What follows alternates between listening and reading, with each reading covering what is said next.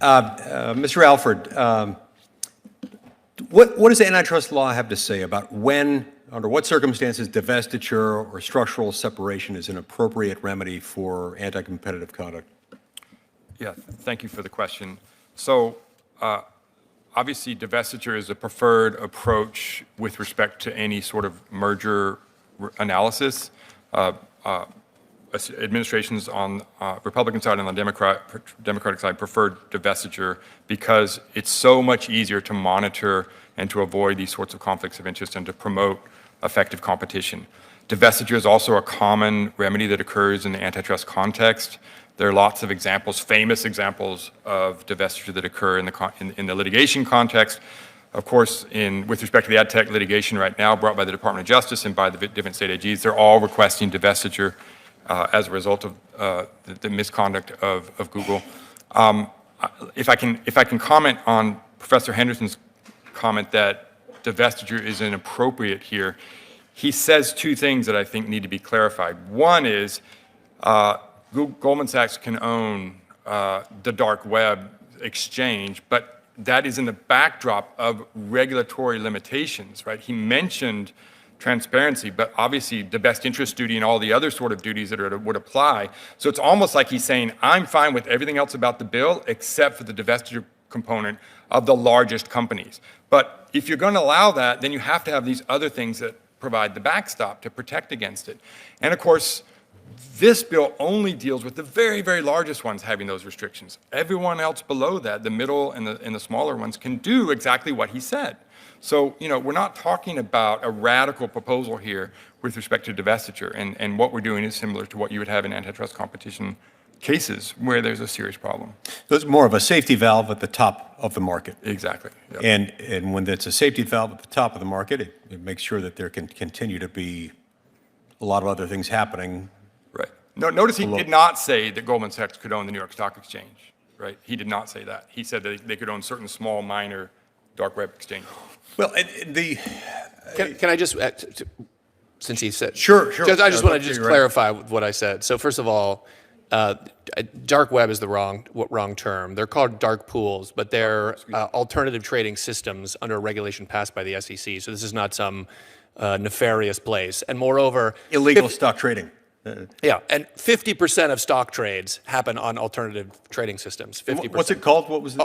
Dark pools. Dark pools. Okay. And the reason they're dark pools, they're just called that because you can trade anonymously, because sometimes people want things other than price. Just one other thing I wanted to note. I feel a little bit like we're having, just trains passing in the night here.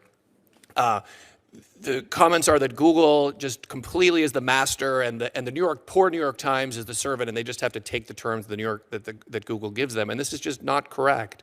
The New York Times has innovated themselves in creating header bidding, so they sell their own ads on their space.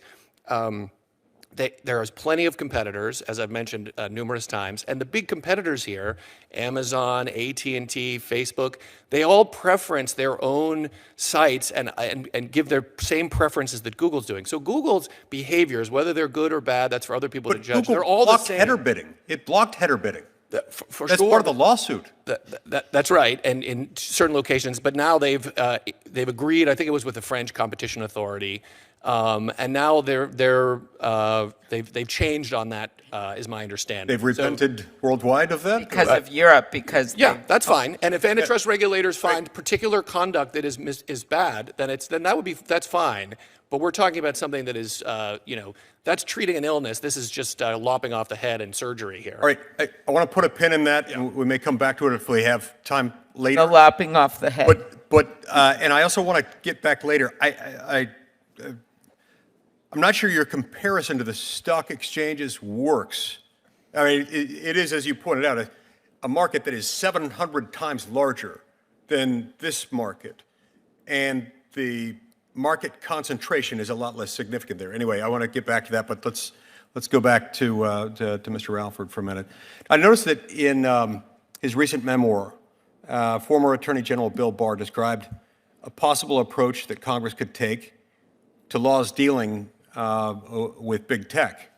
And he suggested it could involve, quote, ordering platforms to divest certain previously acquired firms with the aim of reducing the platform's market dominance and promoting competition, not directing specific divestitures by name, but defining the particular characteristics requiring divestiture. And the law that he describes could also impose rules, quote, governing the collection, use, and analysis of personal information, he writes.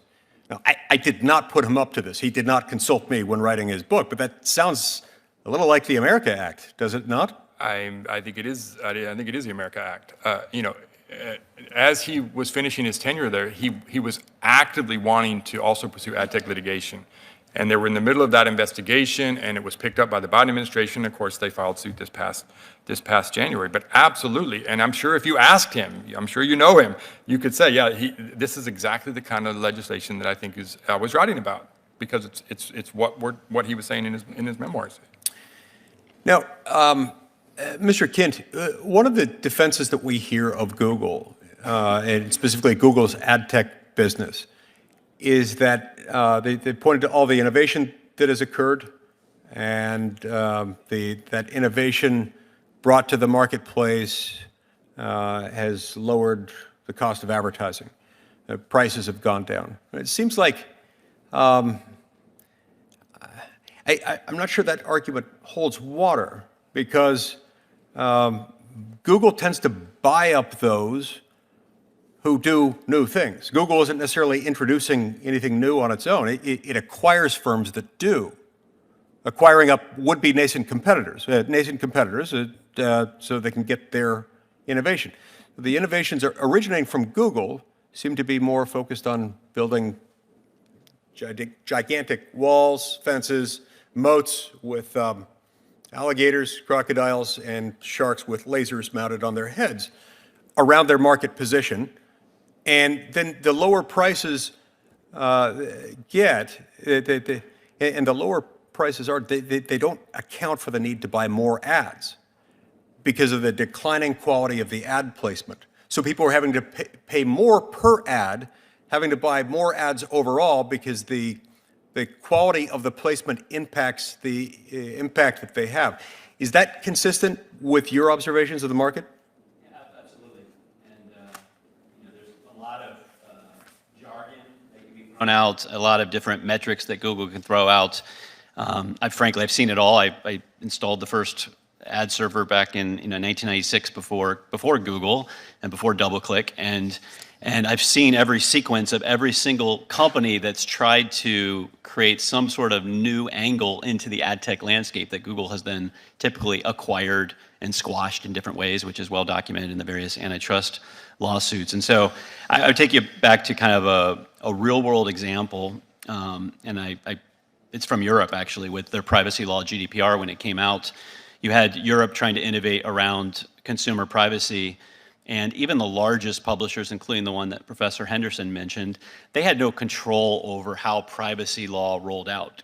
They basically had to wait until Google, literally when they had 2 years to tell the market what they were going to do. 1 month before GDPR rolled out, Google said, you're going to get us consent as a publisher. You're going to give us all the data.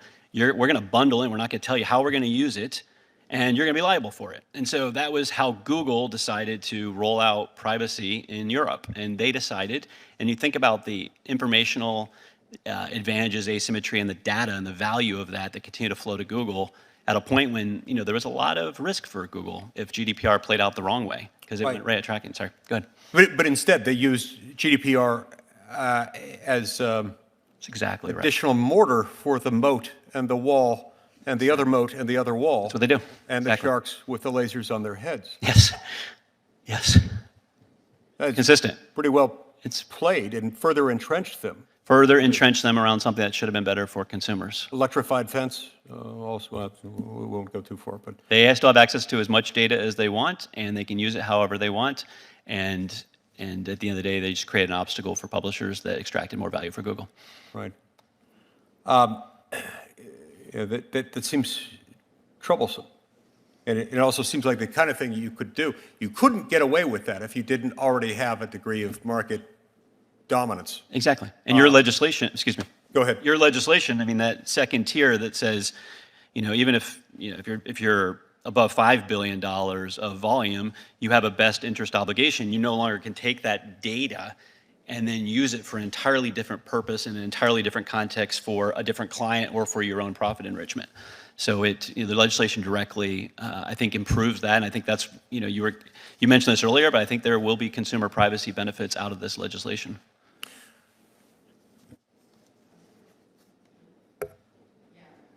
Hey, before you click on the next video, if y'all could do me a big favor and hit that like button. The algorithm loves it, and so do I, because it helps promote these videos and get the message out about what our government has been doing. Don't forget to hit that subscribe button and turn on your notifications, because every time I put out a video, you want to know about it, right?